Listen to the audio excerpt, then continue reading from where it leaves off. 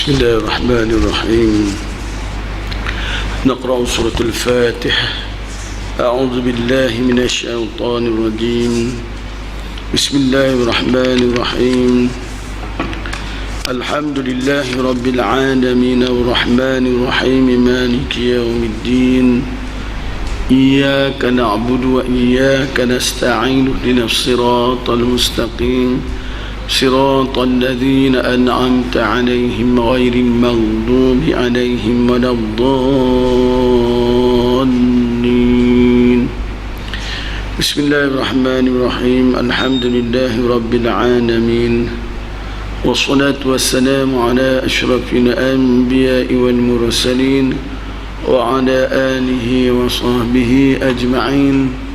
سبحانك لا علم لنا إلا ما علمتنا إنك أنت العليم الحكيم. رب اشرح لي صدري ويسر لي أمري واحلل عقدة من لساني يفقهوا قولي ولا حول ولا قوة إلا بالله العلي العظيم والحمد لله رب العالمين. أما بعد. Alhamdulillah, bersyukur kita kepada Allah Subhanahu wa taala. Dengan izinnya maka sama-sama kita dapat bertemu lagi pada malam ini bagi menyambung pengajian kita pada halaman 21 pada bab imam rukuk selepas sahaja makmum bertakbiratul ihram. Sebelum tu saya nak menyentuh sedikit tentang amin, yang mana kalau kita menunaikan sembahyang selepas membaca Fatihah, kita akan mengaminkan, sebaik saja imam amin, kita pun amin. Dalam hal ini ada 5 tempat yang sunat untuk kita mengaminkan. Di antaranya ketika imam membaca Fatihah dalam solat kita, ghairil maghdubi alaihim waladdallin. Amin. Amin ni kita sebut mengikut bacaan imam. Maknanya tak bolehlah kita suka-suka hati, nak panjang nak pendek ikut suka kita. Kita melihat kepada hukum yang imam baca. Contohnya kalau imam baca siratal ladzina an'amta 'alaihim ghairil maghdubi 'alaihim waladdallin, amin tu nak panjang mana? Kalau min itu disebut sebagai ma'arif disukun contohnya, maka sekiranya ma'arif disukun pada Fatihah tersebut dibaca dengan 5, maka 5 lah kita.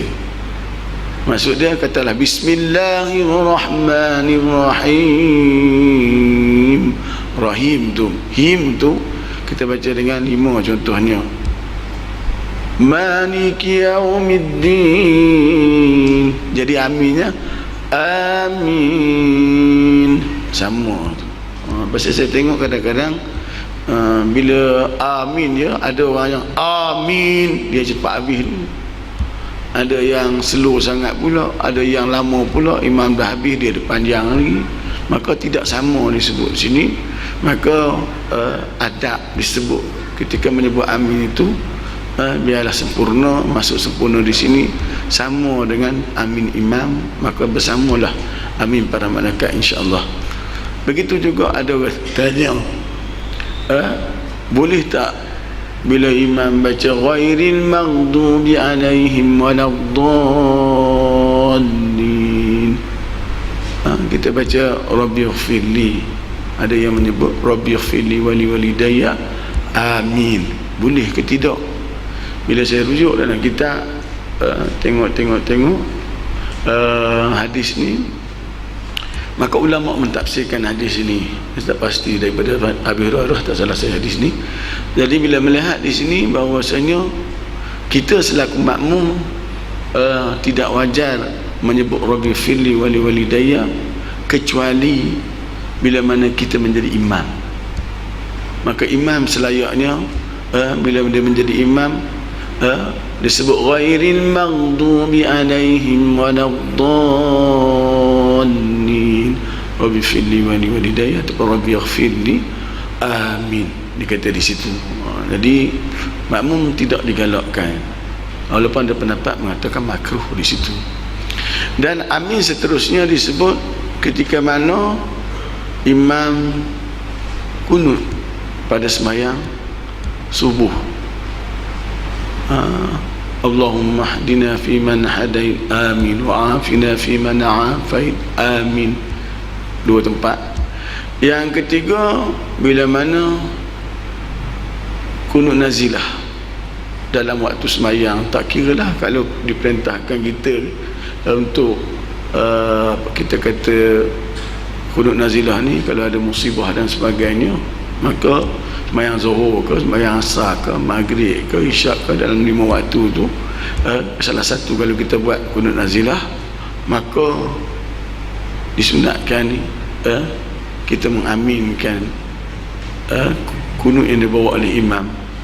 Dan seterusnya pada bulan Ramadan 15 yang terakhir, kunut pada sunat witir, amin juga. Dan seterusnya amin ketika mana imam berdoa. Ini sahaja disebut. Adapun kadang-kadang kita ni dah jadi budaya, imam baca Fatihah kita amin dalam sembahyang, di luar pun kita amin juga. Ada bawa tahlil pun waladdallin amin, tak payah amin sebenarnya, tidak sunat pun di situ kita menyebut amin. Jadi ada 5 situasi. Baik. Pada bab imam rukuk selepas saja makmum bertakbiratul ihram, jika makmum masbuk mengangkat takbiratul ihram, tiba-tiba imam rukuk selepas takbirnya, maka dia tidak boleh lagi terus berdiri untuk membaca Fatihah. Bahkan hendaklah dia turut mengikut imam, kerana menurut imam itu wajib, sedangkan membaca Al-Fatihah dalam keadaan seperti itu tidak wajib lagi. Kalau kita sembahyang jemaah ni, keutamaan pada mengikut imam, maknanya walaupun kita jangkakan kita boleh habis Fatihah sebelum imam naik pada rukuk, dia kata apa? Demikian juga jika dia bertakbiratul ihram sedangkan imam mula bergerak untuk rukuk, dan dia tahu kebiasaannya imam itu memanjangkan rukuknya sehingga makmum masbuk sempat menyempurnakan bacaan Fatihah, makmum masbuk sempat menyempurnakan bacaan Fatihah mereka dan sempat turut rukuk dengan tamakninah bersama dengannya, maka dia tidak juga dibenarkan takalluf untuk menyempurnakan Fatihah tersebut. Maknanya dia tak boleh tangguh. Bila imam rukuk, dia terus rukuk. Itu yang disebut, sebagiannya menyebut wajib. Bila mana imam tu rukuk, wajib dia memberhentikan bacaan Fatihahnya dan rukuk bersama dengan imam. Macam setengah orang dia nak habiskan kat Fatihah, imam dah rukuk, adan, aku tahu aku dah iakan nak wudu dah ni, contohnya. Jadi bila imam rukuk dan habis ni, jangan berhenti di situ, kerana sebagian besar ulama menyatakan wajib dia berhenti daripada membaca Fatihahnya, hendaklah rukuk bersama dengan imam, walaupun dia jangka dia boleh menghabiskan Fatihah sebelum imam naik daripada rukuk tersebut. Ini menunjukkan bahawasanya wajib ketika itu mengikut imam walaupun dia boleh habis. Baik. Seterusnya, makmum masbuk mendapat imam dalam rukuk.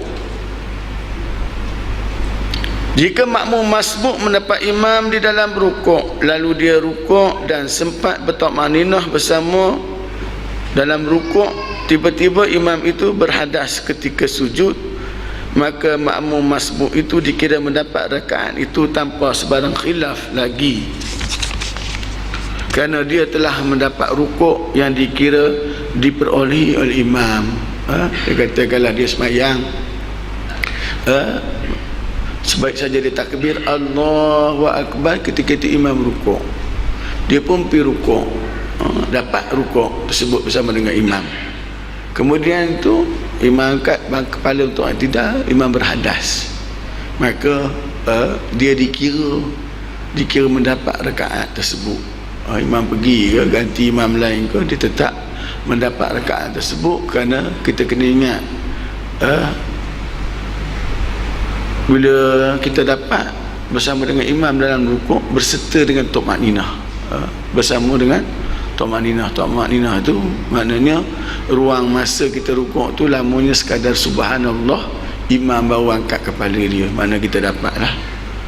Itu kerana kadang-kadang sebahagian kita dia mari-mari berselisih pula, imam naik untuk i'tidal, dia pergi rukuk, maka dia tidak dapat tumakninah bersama dengan imam.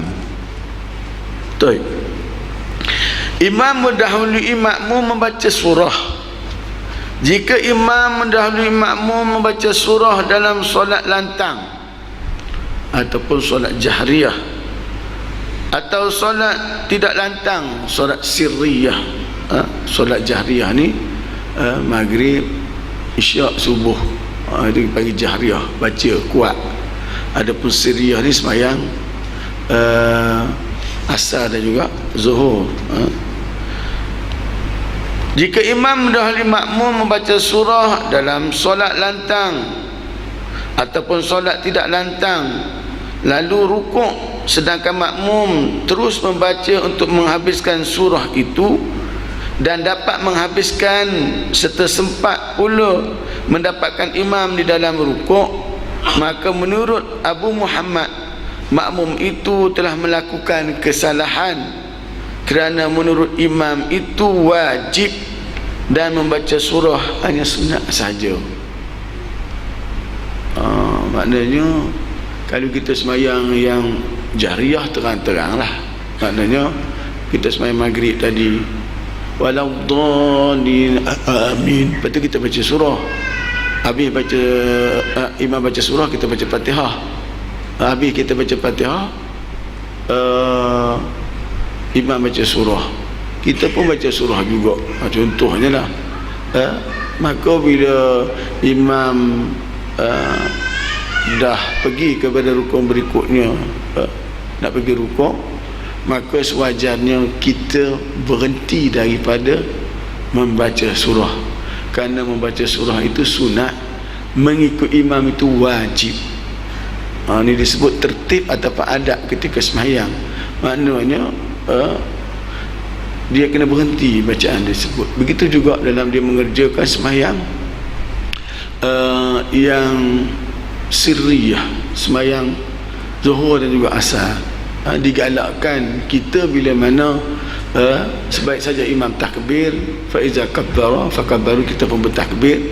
Lepas tu kita tak tahu imam baca apa, maka bacalah Fatihah pun tak jadi masalah, pasal kita tak tahu imam baca apa. Kalau nak baca doa iftitah, saya sarankan baca pendek cukuplah. Allahu Akbar kabira walhamdulillahi katsira wa subhanallahi bukratan wa asila, sudah cukup dah. Lepas tu bacalah Fatihah. Bila habis baca Fatihah, baca mana-mana surah, panjang pun tak apa. Tiba-tiba imam rukuk, maka berhenti kita daripada membaca surah tersebut, rukuk dengan imam, itu lebih aula, lebih baik. Jangan kita duduk diam saja dalam sembahyang yang sirriyah, maka baca. Tapi syaratnya saya sebut tadilah, baca hak sunat, tetapi dia kena berhenti daripada membaca tersebut. Itu yang timbul persoalannya orang sembahyang hajat.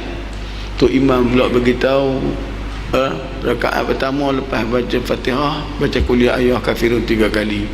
Rakaat kedua lepas baca Fatihah, baca qul Allah, lagi kelang kabut. Tak payahlah imam cakap macam tu. Kerana apa? Kerana kalau dia berniat menjadi imam, biasanya sembahyang berjemaah ni, hajat ni, kalau beramai-ramai tu imam depan tu, dia jadi imam lah tu. Kerana setengah imam dia tak faham, dia anggap bahawasanya disebabkan sembahyang sunat, yang sunat berjemaah tu hanyalah sembahyang sunat hari raya, Aidilfitri, Adha, sembahyang sunat gerhana bulan, matahari, sembahyang guna. istisqa, sembahyang sunat tarawih itu saja disunatkan, maka seolah-olah sembahyang hajat itu tidak termasuk dalam golongan sembahyang sunat yang dibolehkan. Ini silap. Sebenarnya sembahyang hajat, sembahyang tahajud, sembahyang taubat, sembahyang tasbih, sembahyang ni disebut sebagai sembahyang yang harus berjemaah dan tidak makruh, maka dapat pahala berjemaah. Jadi dalam situasi itu imam berniat imam, maka tak perlu kita nak baca 3 kali Qul ya ayyuhal kafirun, kerana sewajarnya imam tu menguatkan suara dia. Kalau pada malam hari ni, kalau siang hari tak perlu kuat suara, mana habis saja kita baca Fatihah. Kita baca apa surah pun tak ada masalah. Kenapa? Kalau kita ikat dengan 3 Qul ya ayyuhal kafirun, contohnya orang hak tak faham, dia baca Qul ya ayyuhal kafirun, baru sekali tiba-tiba imam rukuk, imam suruh aku baca 3 kali. Jadi nak habis 3 kali imam dah tidak ada, rosak sembahyang dia, kerana dia ketinggalan daripada imamnya dengan 2 rukun berturut-turut, tak kira rukun tu pendek ataupun panjang. Jadi ini satu salah faham berlaku. Makmum ragu-ragu dalam bacaan Fatihah di dalam rukuk. Jika makmum membaca Fatihah bersama imam dan setelah dia rukuk dia ragu-ragu tentang bacaan Fatihahnya, maka wajiblah dia terus mengikut imam dengan keraguan itu, dan tidak boleh dia bangun kembali untuk membacanya semula, kerana mengikut imam itu adalah wajib. Tapi ada tapi kat sini, dia kena tambah 1 rakaat lagi. Dia kena tambah 1 rakaat lagi kerana dia tidak membaca Fatihah, sedangkan ruang untuk baca Fatihah dia ada, tapi dia tak baca. Tak baca pasal apa? Dia ragu-ragu setelah dia rukuk. Tapi kalau dia muafiq, dia takbir Allahu Akbar, sebaik saja imam takbir, kemudian tu dia duduk balik dengar imam baca, kemudian imam rukuk. Sebelum dia rukuk dia perasan, aku belum baca Fatihah lagi, maka bacalah Fatihah. Dan ketika membaca Fatihah itu, jangan dia ketinggalan daripada imamnya dengan 3 rukun yang panjang. Atau pasal dia muafiq, maka dia kena baca jugalah. Walaupun imam tengah sujud, katakanlah dia dah habis, dia pun rukuk, tidak, kemudian dia sujud, kemudian tu tak perlu dia menambah lagi bilangan rakaat. Tetapi kalau dia sedar ketika dia dah rukuk, maka jangan sekali-sekali dia bangkat kepala semula untuk membaca Fatihah. Ikutlah tu imam, dan imam bagi salam, maka dia tambah 1 lagi bilangan rakaat, kerana per rakaat itu dia tidak membaca Fatihah. Kerana syarat membaca Fatihah itu mestilah bagi orang yang muafiq membaca kesemua bilangan rakaat yang dia lalui.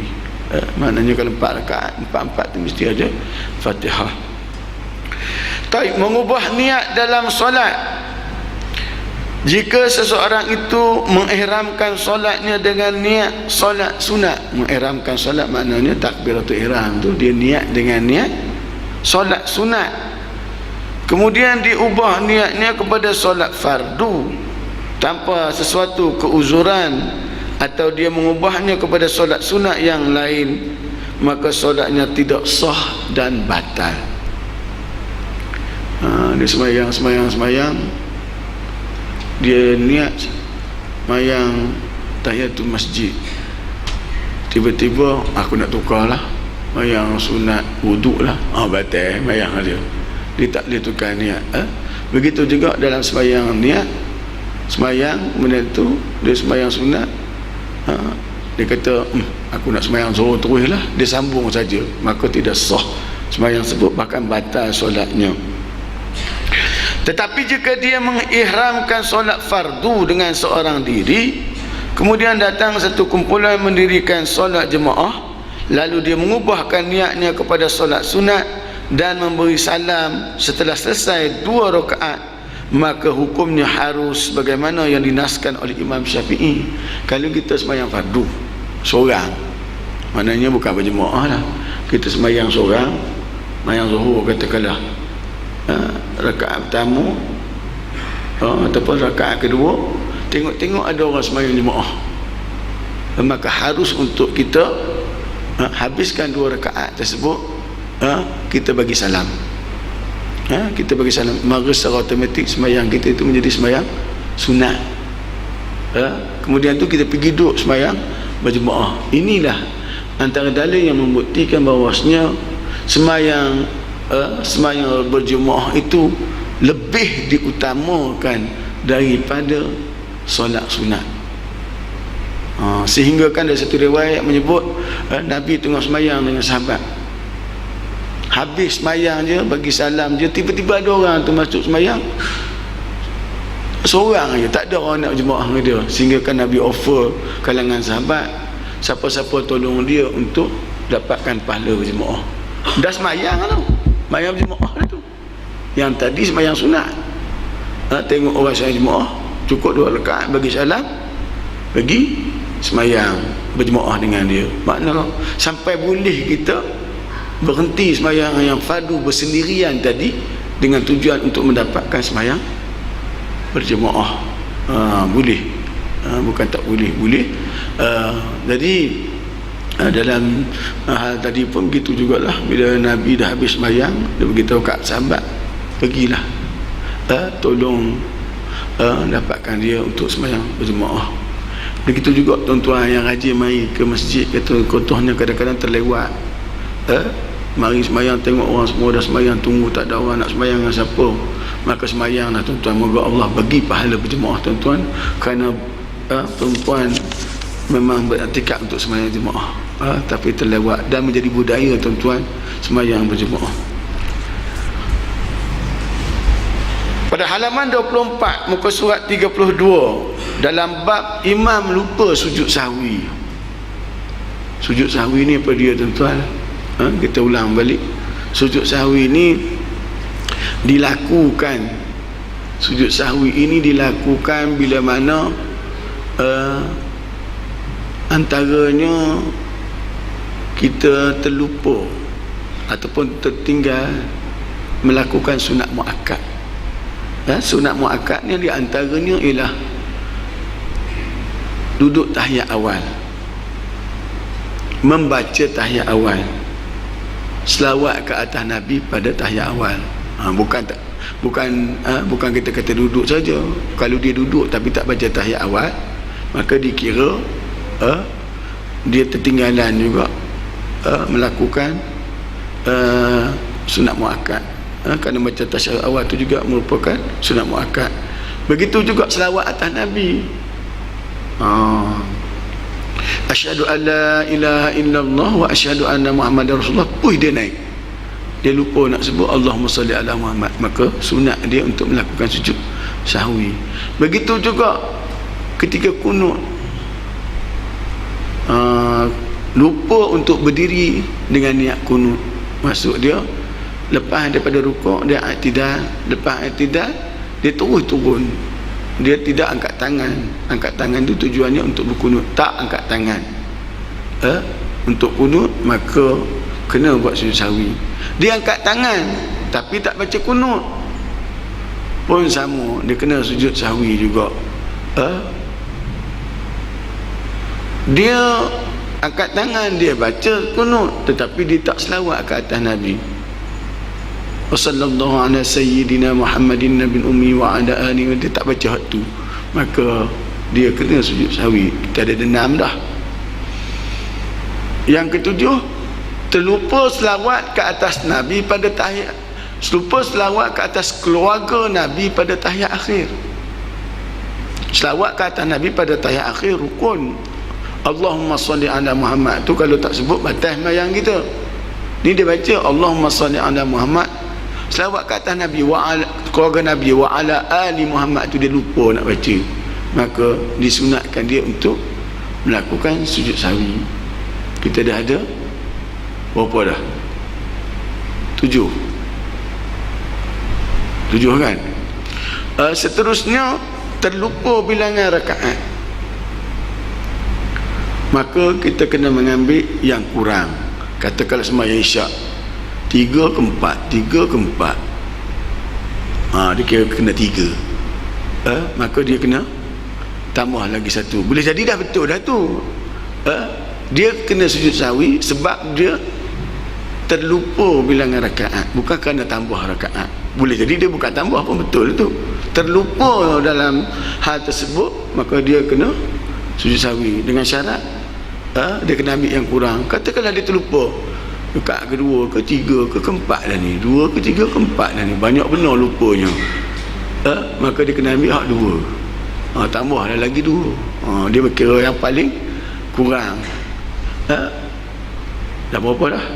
8. Yang ke-9, ini ada berbeza pendapat. Terlebih bilangan rakaat, baru teringat, tadi aku dah duduk tahiyat akhir, aku tambah pula lagi satu, jadi 5. Cuma pendapat ni berbeza pendapat di antara Imam Ramli dan juga Ibnu Hajar Al-Asqalani. Dua imam kita, satu kata kena sujud sahwi, satu kata tak payah sujud sahwi. Yang ini dalam hal menambah bilangan rakaat. Maka tuan-tuan nak ikut mana satu pun boleh, nak buat pun boleh, tak nak buat pun boleh, kerana ada dua pandangan dalam mazhab yang sama, dalam mazhab kita. Jadi saya nak cerita apa ni? Nak cerita apa? Imam lupa sujud sahwi. Jadi saya dah jelaskan kepada tuan-tuan sedikit sebab kepada sujud sahwi tadi. Jika imam memberi salam sedangkan dia lupa sujud sahwi, sebelum tu saya nak sebut sujud sahwi ni dilakukan dalam dua situasi. Yang pertama, bila imam tu ingat dia tu terlupa sujud sahwi, maka dia duduk pada tahiyat akhir. Sunat dia duduk macam tahiyat awal. Dia duduk macam tahiyat awal. Kalau duduk tahiyat akhir, nanti lepas baca tahiyat akhir takut beri salam tu, maka sunat dia duduk macam duduk tahiyat awal. Bila dah habis dah fil alamin innaka hamidum majid, ataupun dia ambil ringkas Allahumma salli ala Muhammad wa ala ali Muhammad, maka sebelum memberi salam, maka dia sujud dengan 2 kali sujud. Sujud yang pertama, sama ada dia nak baca ataupun tidak, subhanallah ya namu wa la yasru, tak jadi masalah. Yang pentingnya perlakuan sujud itu mesti dia buat. Sujud, kemudian duduk antara 2 sujud, sama dia nak baca Rabbi fili, tak nak baca pun tak apa, dia berhenti atas kadar Tokmakninah, kemudian dia sujud kali kedua, kemudian selepas sujud yang kedua dia duduk dengan duduk tahiyat akhir, kemudian bagi salam. Tahiyat dah baca dah. Itu satu. Pernah berlaku bila Nabi, kalau tak salah saya, dia terlupa tahiyat awal. Sahabat ada sebelah, sahabat nampak bila Nabi bagi salamnya, Assalamualaikum warahmatullahi, Assalamualaikum warahmatullahi, sahabat kata, Rasulullah, kamu tertinggal tahiyat awal. Nabi terus sujud dengan 2 kali sujud dan memberi salam sekali lagi. Ini menunjukkan bahawasanya sujud sahwi ini boleh berlaku sebelum memberi salam dan juga selepas memberi salam, dengan syarat lepas bagi salam bukan jangka masa yang panjang, tak sembang, tak cerita lagi lah. Bila orang tegur kita, tak awal, contohnya, kunut tu lupa, contohnya, jangan kita pula kata, ya ke aku lupa ke, aku sujud sahwi, tak ada cakap lah. Nak cerita apa? Ni cerita dia ni. Cerita dia apa?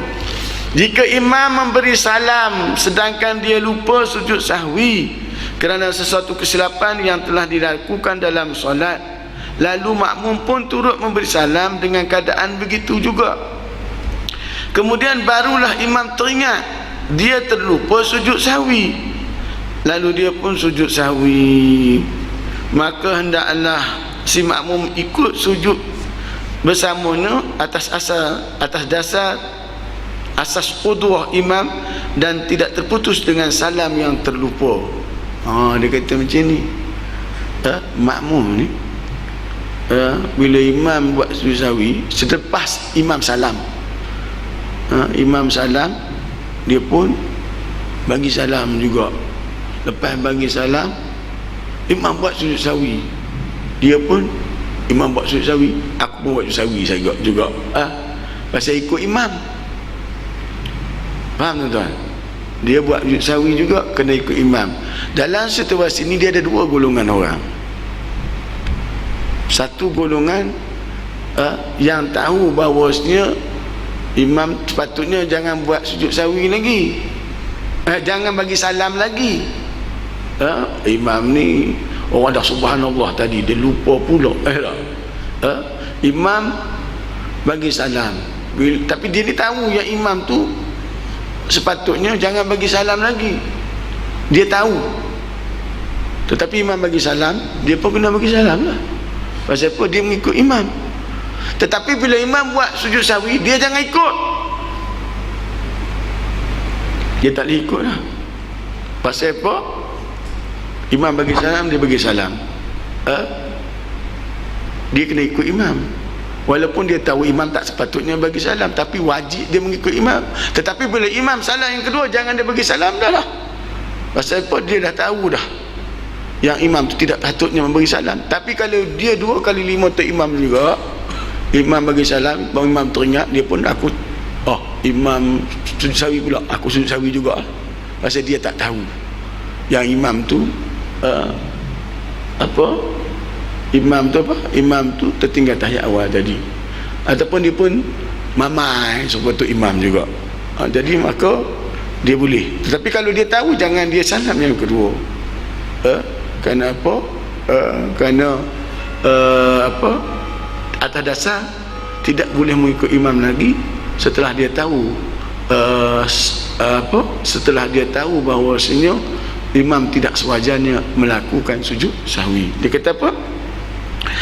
Sebaliknya ujar Ar-Rafi'i, Imam Ar-Rafi'i ini, jika makmum itu turut memberi salam sedangkan dia sedar akan tuntutan sujud sahwi, kemudian selepas salam tersebut imam teringat kepada kelupaannya lalu kembali sujud sahwi, maka makmum itu tidak boleh lagi mengikutnya, kerana salamnya yang sengaja tadi bermaksud memutuskan ikutan dengan imam. Dia sengaja ikut imam tadi dengan sengaja lah, pasal imam bagi salam, dia tak boleh tak sujud sahwi pula.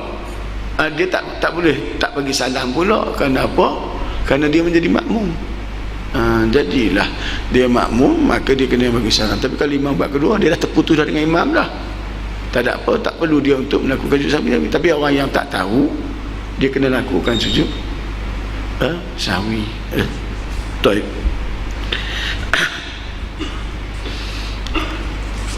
Setakat ni ada soalan tuan-tuan? Ada soalan? Kita akan pergi pada bab yang panjang lebar sikit, perbahasan dia, kafiat kepada takbiratul ihram. Baik. Saya takut masa tak cukup kalau saya nak bahas ini. Cuma saya nak membicarakan tentang disebut sebagai adab dalam mengikut imam. Sama ada sebelum kita menunaikan sembahyang maupun pertengahan sembahyang, walaupun di luar sembahyang, maka dia ada adab yang perlu kita hormati. Kadang-kadang kita melihat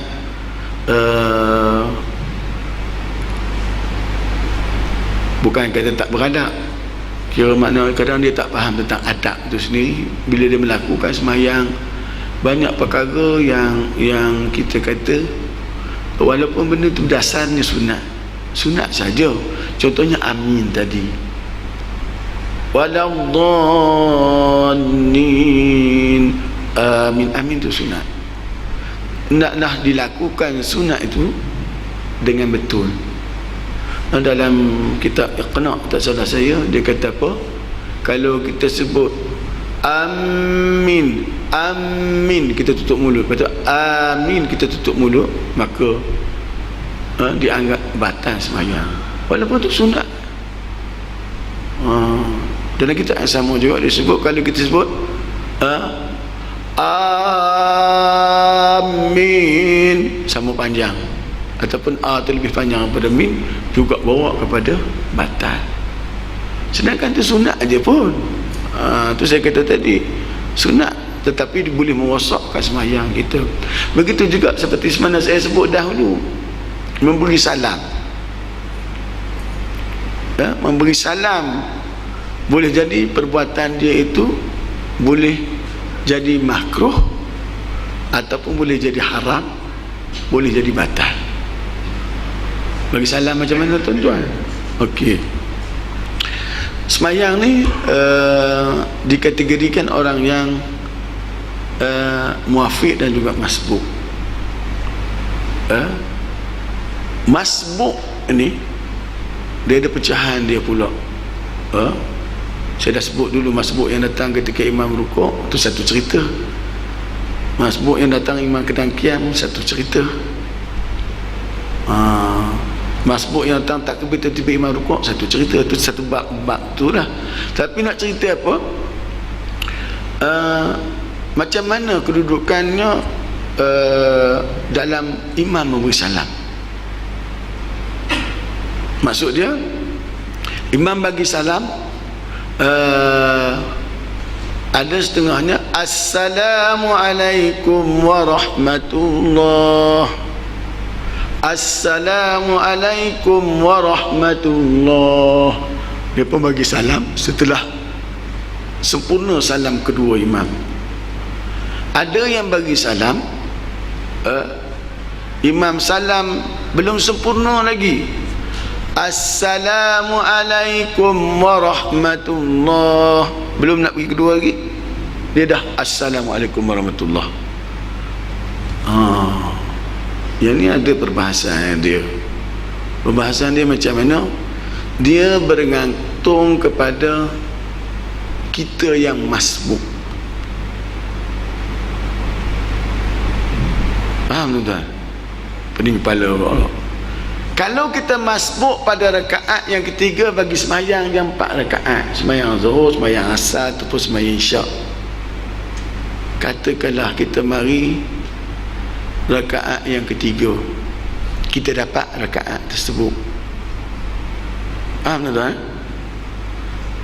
Bila kita dapat rakaat tersebut, maknanya bila imam rakaat yang keempat, kita duduk pada rakaat yang kedua. Betul tuan-tuan? Betul ya? Jadi duduk kita itu kerana duduk tahiyat awal. Jadi bila kita duduk itu pada tahiyat awal, imam duduk pada tahiyat akhir, kita 2 rakaat, imam dah 4 rakaat, maka kita dinisbahkan orang yang duduk pada tahiyat awal. Bila mana imam bagi salam Assalamualaikum warahmatullah, jangan bagi salam lagi. Bagilah sempurna imam tu memberi salam, pasal kita duduk rakaat yang kedua. Assalamualaikum yang kedua sempurna, maka dia boleh tunggu sekejap, tak perlu dia gopoh-gopoh nak terus bangun. Maka sebaik saja imam salam kedua, dia rehat sekejap, kemudian tu dia bangun, dan sunat baginya mengangkat kedua tangannya. Faham tuan? Maknanya kalau tuan dah belajar dulu, antara tempat-tempat yang sunat mengangkat tangan ialah pada takbiratul ihram, naik nak pergi rukuk dan naik daripada rukuk, dan yang ketiga ialah daripada tahiyat awal naik kepada tahiyat pada rakaat yang ketiga. Jadi tuan dinisbahkan pada orang yang masbuk tadi. Tuan-tuan masbuk, tuan-tuan bila imam bagi salam, tuan-tuan rakaat kedua. Tetapi kalau tuan-tuan datang pada rakaat yang kedua, tu imam rakaat kedua, tuan-tuan rakaat yang pertama, betul? Ataupun tuan-tuan datang rakaat yang keempat, imam 1 rakaat, imam 4 rakaat, tuan-tuan 1 rakaat, betul? Jadi bila imam duduk tahiyat akhir, tuan-tuan duduk mungkin pada rakaat yang ketiga. Boleh jadi tuan-tuan duduk pada rakaat yang kedua, pada yang pertama, betul tak? Kalau tuan-tuan imam datang rakaat keempat, mana tuan-tuan dapat rakaat tersebut, maknanya tuan-tuan rakaat pertama. Kalau tuan-tuan datang rakaat yang kedua imam, tuan-tuan dapat rakaat kedua. Mana bila imam rakaat ketiga, tuan-tuan rakaat kedua. Bila imam rakaat keempat, tuan-tuan rakaat yang ketiga. Duduk tuan-tuan itu bukan duduk tahiyat awal. Maksud dia, betul? Duduk kerana apa? Kerana mengikut imam. Mengikut imam itu wajib. Jadi aku duduk mengikut imam. Oleh yang demikian, bila dia duduk pada rakaat yang ketiga ketika imam memberi salam, ataupun duduk pada rakaat yang pertama bagi dia ketika imam memberi salam, maka sebaik saja imam memberi salam yang pertama, hendaklah dia segera untuk bangun. Maknanya Assalamualaikum warahmatullah. Tuan-tuan terus bangun. Tu yang kita confuse tu. Kalau semayang tu aku dekat berapa kita kena ingat lah. Kenapa? Kalau dia menunggu sehingga imam salam yang kedua, Assalamualaikum warahmatullah, lepas tu dia dah naik dah. Pasal dia duduk tu bukan duduk tahiyat awal. Duduk, imam dah selesai duduk, dia tak ikut imam dah. Jadi bila dia tak ikut imam dah, maka dia kena berdiri dah. Faham tak? Faham ya? Pasal dia duduk itu rakaat yang ketiga, tak ada tahiyat akhir pun. Duduk rakaat pertama tak ada tahiyat akhir pun. Bila imam dah sempurna salam, maka dia kena segera untuk menyempurnakan semayang dia. Pasal orang yang masbuk perlu menyegerakan semayang dia, sehingga kan masuk dalam semayang pun sunat bagi dia meninggalkan sunat sebelum Fatihah. Doa iftitah dia tak payah baca, dia dapat pahala sunat. Dia tak baca a'udzubillahi minasyaitanirrajim bagi orang masbuk, maka dia dapat pahala sunat. Begitu juga dalam hal memberi salam, maka imam salam yang pertama, maka segeralah dia untuk bangun untuk menyambung bilangan rakaat yang ketiga, yang ketinggal. Jadi kalau dia tunggu juga imam salam yang pertama, kemudian imam salam yang kedua, dia baru nak bangun, maka kalau sempurna imam salam yang kedua, maka hukum dia makruh.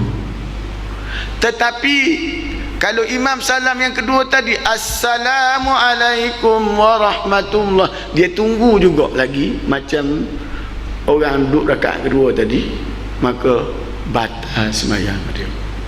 Sampai macam tu tuan-tuan. Walaupun kalau kita tengok kalau kira hubungan kita dengan imam dah tak ada dah, tetapi disebabkan kita menangguh-nangguh, sedangkan kita itu duduk bukan pada tempatnya, maka membawa kepada batal. Pelik juga tak? Kalau kita belajar secara umumnya, perkara-perkara membatalkan semayang, antaranya apa kata keluar sesuatu daripada tubuh dan kubur, mendahului imam, gini. Secara umum tuan-tuan, contoh dia kata mendahului imam. Jadi kalau tuan-tuan kata tak boleh mendahului imam batal, dia tengok pada keadaan juga. Ada ketikanya makmum wajib mendahului imam, wajib pula. Tadi kata tak wajib, motong batal. Iyalah, memanglah sengaja kau imam belum rukuk, kau rukuk dulu, apa hal? Imam belum sujud, kau sujud dulu, apa hal? Tak ada sebab. Tapi kalau bersebab, tak ada. Contohnya tak ada masalah kalau bersebab. Contohnya pada rakaat ketiga semayang zuhur, semayang asar, semayang isyak, imam duduk tahiyat akhir. Kalau tuan-tuan duduk sama, saya batal semayang tuan-tuan. Kalau tuan-tuan tahu itu rakaat yang ketiga, maka tuan-tuan jangan duduk bersama dengan imam. Kalau imam duduk tahiyat akhir, tuan-tuan bangun sambil menyebut subhanallah. Kenapa? Kalau tuan-tuan turut bersama imam dan tuan-tuan tahu itu adalah rakaat yang tak ada tahiyat akhir pun, faham tak? Maka ikut tuan-tuan tu membawa kepada batal, kerana tuan-tuan menambah rukun dengan sengaja. Ada tu imam tak tahu, imam lupa, imam tak ada masalah, tuan-tuan yang masalah. Pasal tuan-tuan ikut dia, sedangkan tuan-tuan tahu menambah rukun itu boleh membatalkan semayang. Seperti juga saya kata, bila imam naik pada rakaat yang kelima contohnya, bila imam naik rakaat kelima, jangan tuan-tuan naik bersama dengan imam. Dalam satu bab disebut tentang imam naik pada rakaat yang kedua. Sepatutnya imam duduk tahiyat awal, imam naik, kita pun naik juga. imam naik, kita naik juga. Ini pun berlaku dalam situasi yang berbeza antara makmum dengan imam. Makmum ni pun tak sama hukum dia. Yang tak tahu, yang tak sedar dengan yang sedar, dia benda berbeza. Bila imam naik pada rakaat ketiga, tiba-tiba imam turun. Tuan-tuan pun naik juga. Adakah tuan-tuan mesti turun juga? Imam turun. Kalau kita mengaji pula, oh, imam kena ikut imam. Imam turun, aku kena turun juga. Dia tengok pada situasi. Kalau ketika naik tadi, kita duduk belakang imam, dekat dengan imam, dan kita tahu imam tu dah sempurna berdiri dia. Imam dah sempurna berdiri, kita pun berdiri juga. Bila imam turun, jangan sekali-sekali kita turun, kerana imam telah pun batal sembahyangnya kerana dia berdiri dengan sempurna. Melainkan dia bangun, belum sempurna lagi dia berdiri, tegak, orang bunyi 10 subhanallah, dia pun turun. Maka imam tu tidak rosak sembahyangnya. Dan wajib kita ni dah berdiri tegak sekalipun, kita kena ikut imam. Walaupun kita telah sempurna berdiri tegak gitu. Imam tak boleh sempurna berdiri, kita boleh. Pasal terikat kepada mengikut imam dari sudut hukum dia. Pening kepala. Maknanya dalam sembahyang ni banyak benda yang kita nak tahu. Kadang-kadang kita ambil dawa, okey kot, sah kot. Dah lah, aku tak tahu, moga Allah maafkan. Belajar tak nak. Contohnya lah. Jadi saya nak sebut, maka dalam hal ni, dalam bab solat ni, tu saya sebut, kalau tuan-tuan tengok dalam kitab Sabilah Mutaqin, tak ada bahas bab ni. Kita tengok kitab Iqna', ada pula. Tengok dalam Iqna' tak ada dalam bab tu, ada pula dalam kitab Majmu', ada pula. Tak ada dalam kitab Majmu', ada dalam Fathul Mu'in pula. Tu pasal dalam bab solat ini banyak dalam kitab-kitab, maka kena tengok kesemuanya. Jangan kita terikat kepada satu kitab saja. Dan kefahaman dalam satu kitab juga berbeza, cara dia memberi faham. Benarnya sama saja, tetapi cara ulama itu menulis kitab yang kecil, cara kitab kecil. Kitab yang tinggi, cara tinggi. Yang paling tinggi lagi tinggi. Dan kelayakan kita begitu juga. Jangan kita terus belajar kitab yang tinggi. Kita kena belajar daripada kitab yang rendah dahulu, baru level naik tinggi sikit. Tapi majoriti kita sekarang ni kitab tinggi manjang. Tuan-tuan masuk pondok contohnya, mula-mula kitab tuan-tuan belajar nipis je. Kalau bab solat ni, idaman penuntut contohnya. Dan idaman penuntut macam saya sebut dululah, dia cerita ringkas saja tentang bab sembahyang. Sembahyang itu terbahagi kepada dua, sembahyang sunat, yang sunat berjemaah, satu lagi sembahyang sunat tidak berjemaah. Dia tak urai sembahyang sunat yang tidak berjemaah tu. Sembahyang sunat yang berjemaah sekian-sekian saya sebut tadi. Sembahyang sunat adan yang keduanya, sembahyang sunat yang tidak disunatkan berjemaah. Dia tak urai. Tetapi kalau kita mengaji tinggi sikit, dalam kitab Mukhtasar Bawaiti, Mukhtasar Al-Rabi', dia ulas lagi besar. Dia berkata sembahyang sunat yang tidak disunatkan berjemaah, antaranya ialah sembahyang sunat duha, sembahyang sunat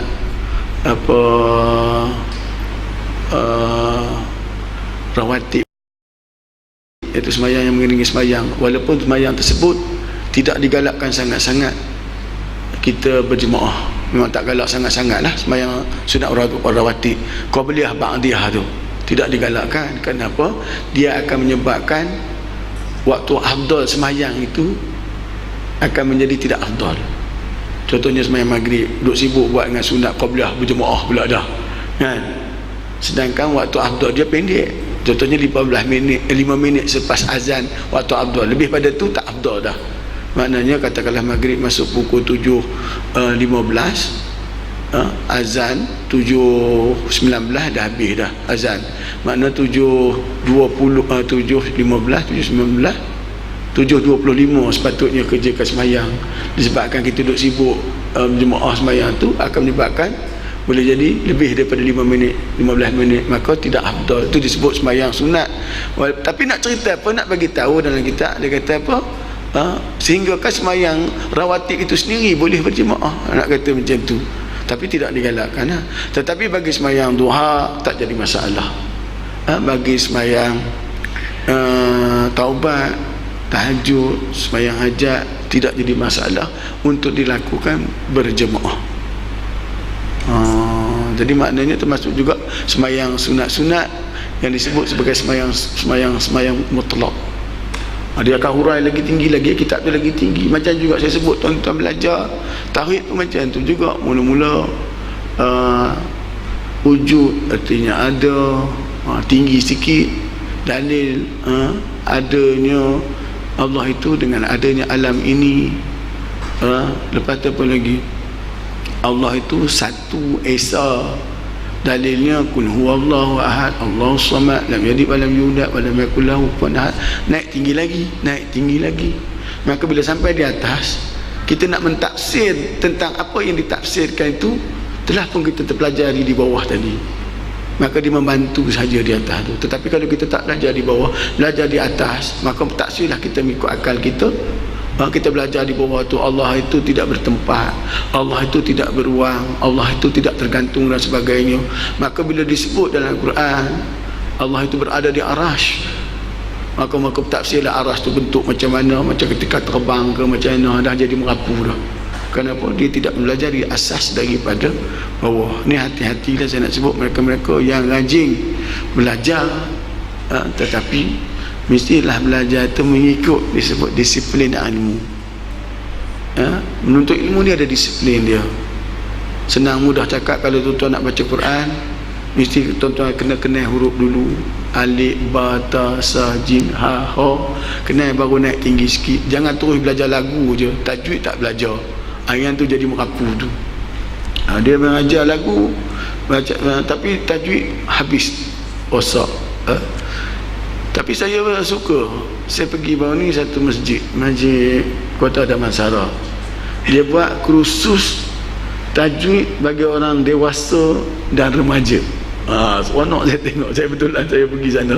Ada hal kursus tu daripada pukul 8 pagi hingga 5 petang. Hak tua-tua ni pasal dia tak kenal tajwid, dia buat satu grup. Ada 5 orang, 6 orang, ada satu ustaz tu muda budak je. Yang mengajar tu abata sajanga. Lepas tu yang ni bagi dua, nak kena bagi dua ni dua. In un tun. Saya berminat pasal apa? Orang tua, walaupun tua lah tapi nak belajar. Besar pahala dia tuan-tuan. Saya kagum orang tua yang tak ada sifat malu, nak belajar juga. Macam di tempat saya tu ada satu hamba Allah ni. Kalau tuan-tuan kenal selalu dia kalau ada Quran mengaji mana-mana dia lari.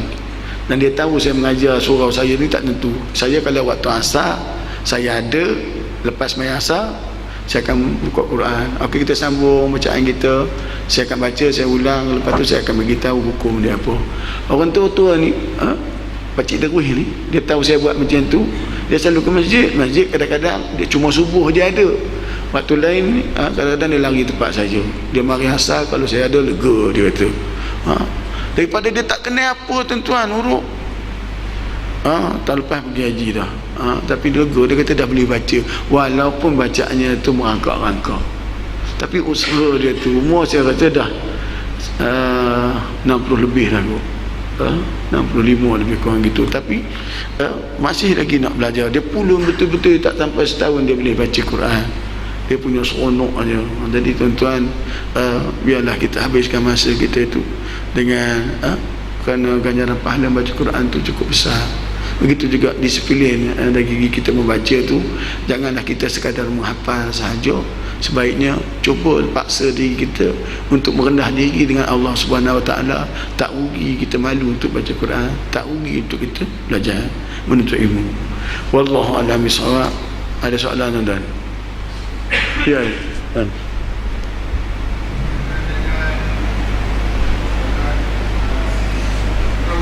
Tarawih.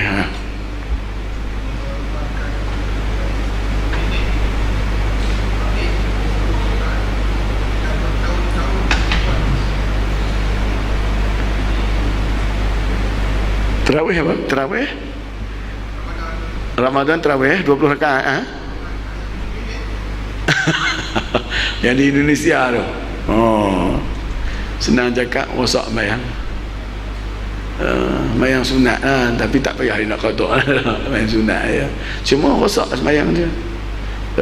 Kita kena tahu bahawasanya dia ada tumaninahnya, ya tak? Dia ada rukun dia.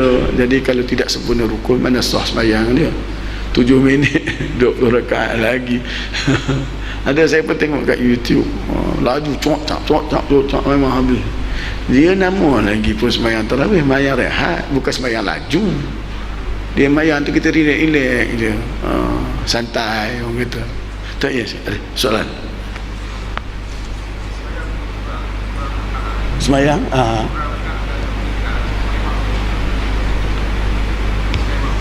sembahyang berjemaah, okey. Kurang rakaat dia,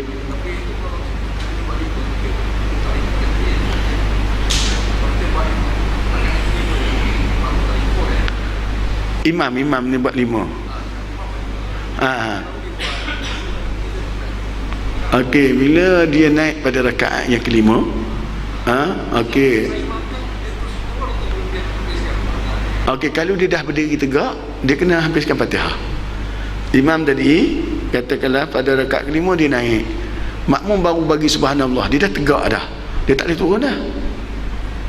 Dia kalau turun batas sembahyang dia. Maka dia kena baca Fatihah.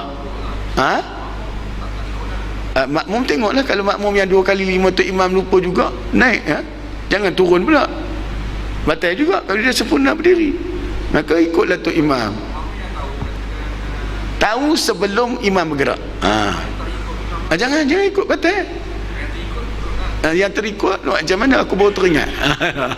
Maka sah. Maksud saya kata tadi, supaya jangan mudah-mudah kita kata hak tak ikut tu tak sah, hak ikut tu sah. Dia bukan macam tu. Dia bergantung kepada tu. Dia sebut dalam sembahyang ni Allah marah sangat mereka yang fawailul lil musallin, mereka yang lalai dalam solatnya. Fawailul musallin allazina hum salatihim mustahun, orang yang lalai dalam solatnya. Maka dalam sembahyang tu pergerakan imam tu dia kena tahu, terutama yang duduk belakang imam. Maknanya kalau imam naik subhanallah kita bunyi, ya tak? Lepas tu imam dah tegak, bukan imam tak nak turun, aku tak boleh turun pasal aku dah tegak. Kalau aku turun terus batal. Apatah lagi bila dia dah, dia dikatakan sempurna, dia naik bismillah subhanallah, makmum bunyi, dia dah sempurna tu. Kalau tidak takkan dia baca bismillah, ya tak? Maka ataupun dia tegak sempurna dah, maka dia kena teruskan. Kita pulang kepada makmum di belakang, dia perlu tahu apa aku nak buat kalau imam tambah. Aku tahu dia tambah tadi, maka dia tunggu di bawah. Kena tahu juga, tunggu dengan hak tak nak tunggu, dia ada hukum pada dia pula.